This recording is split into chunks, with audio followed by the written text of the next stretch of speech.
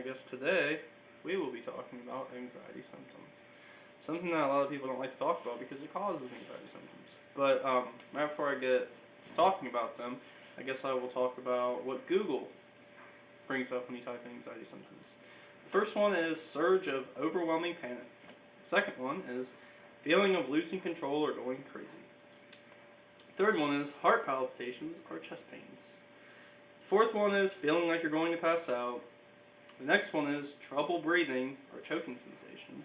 Next one is hyperventilation, and last but not least, hot flashes or chills, trembling or shaking. Okay. The problem I have with that is it doesn't go into much detail. Anxiety can manifest itself in any which way you choose it. If you have a certain fear, phobia about a part of your body, it will manifest itself in that part of your body. So if you have fears about your heart or head or arm, legs, it'll go there.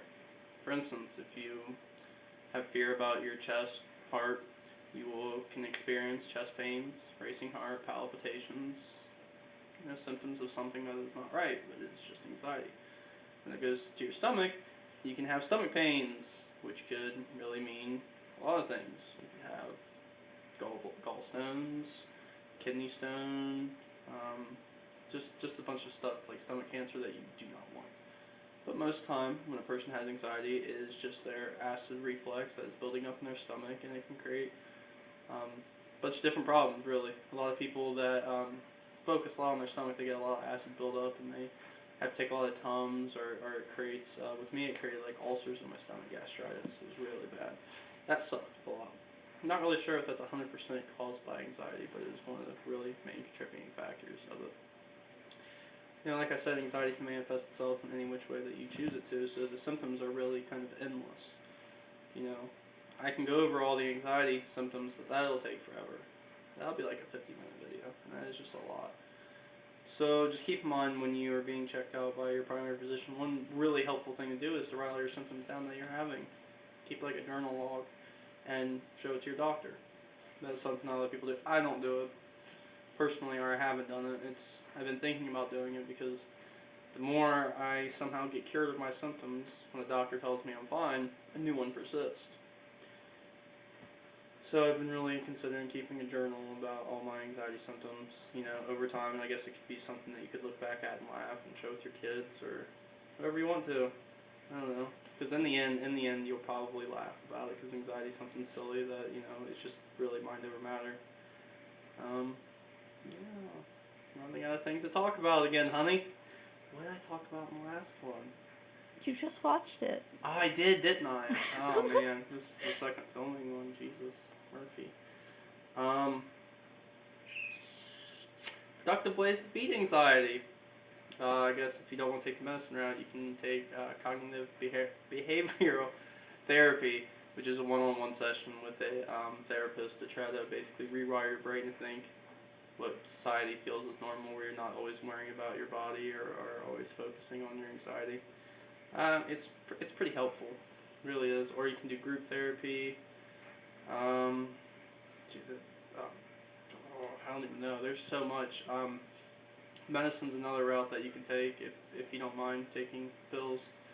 The most commonly prescribed one is SSRIs, which is selective serotonin reuptake inhibitors. They're actually a depression medicine. Depression and anxiety are pretty much almost the same thing. They're like brother and sister. Depression meds, someone found, I don't know how, that it works really well with people that suffer from anxiety. It really, really takes the edge off, but it will not cure it. It's not like having a cold and taking antibodies. It will not cure it. It's just a Band-Aid. Once you quit taking those SSRIs, more than likely your anxiety will come back. I quit taking them and it came back, unfortunately. Therapy and taking medicine is probably the best thing, but at the same time, that is also a lot of money. So unless you have deep pockets, it's really hard to do. But now, you have the internet, and you have all these resources at your hand, online therapists that can really, really help you in, creating a better version of yourself, I guess, and getting rid of the anxiety. So yeah, another anxiety ramble video. I thought for sure I had like a list of things I wanted to talk about, and then once the video started rolling, I was like, nah, I don't want to talk about that anymore. I want to talk about this, and I want to talk about that. Yeah, I'm really talking to you, camera woman. I know. We'll just cut this out. No, you don't have to cut it. You don't have to. You can keep rolling. It's fine. This is gonna be an anxiety ramble, man. Anxiety sucks. Especially because one thing I've found is it makes everything so dull. Basically closes your world into like a small bubble, and the only way to get out of that bubble is to face fear, and really intense anxiety. And some people don't want to do that, so they'll just stay within that bubble, which really limits everything that you can do in your world. It sucks. It's horrible, And one phrase that people use when people are having an anxiety attack or just experiencing anxiety in general is calm down. I cannot stand when someone tells me to calm down. That is like the worst thing to do. It's basically like if someone was dying and they just looked at you and said, "Stop dying," and was like serious about it and not like joking. Which I don't know who would joke about that, but still, it's like one of the most ignorant things to say to somebody. I wish I could just take all my anxiety and just forward it into them, like use the Force, like Star Wars shit. That'd be insane. We're gonna have to cut so much of this. Why? We're gonna have to cut it up like it's like we're doing work to Kim Kardashian. We have to keep cutting her open and replacing stuff. But yeah, I really thought I had a topic, but I do not have a topic once again. So I guess this will just be anxiety ramble, and I guess number two. At least you look hot in this one. They sound look good in the other one. Saying that, I'm just saying. Really? You didn't feel I looked good? No, you look good. You always look good. Just because I'm tired. I love you, honey. I love you.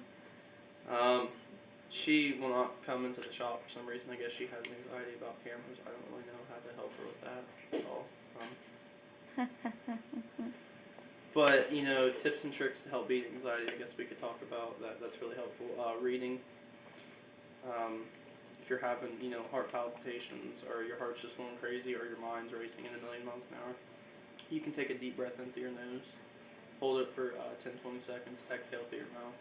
Highly recommend laying down on something, and basically, whatever you're laying on, imagine yourself sinking into it and becoming one with it. And while you're doing your breathing in and out, your mind can only focus on so many things at once.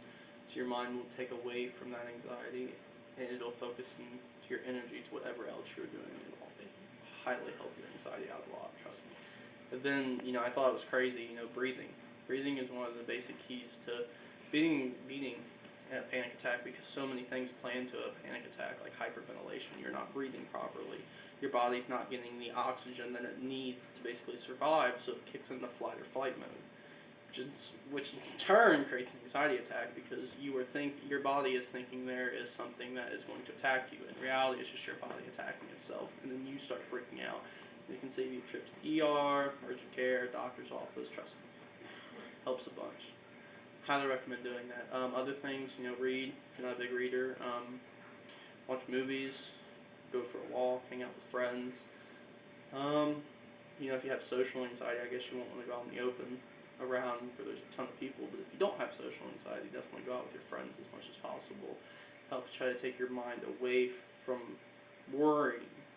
That's the key to it, is taking your mind away from the worry and the fear that you have for some apparent reason over some certain part of your body. I had so much fear that the only time I felt normal was when I was in a hospital or in a doctor's office. And once I got that reassurance that everything was okay, I would go back being fine. And then a few days later I'd start feeling like crap. So it's really just whatever place you feel comfortable. Unfortunately, mine was in a hospital or doctor's room where it wasn't free. So I really hope that your guys' is somewhere like in your house where it doesn't cost anything to be. But I guess, yeah, that's the end of this video, so I'll catch you next time.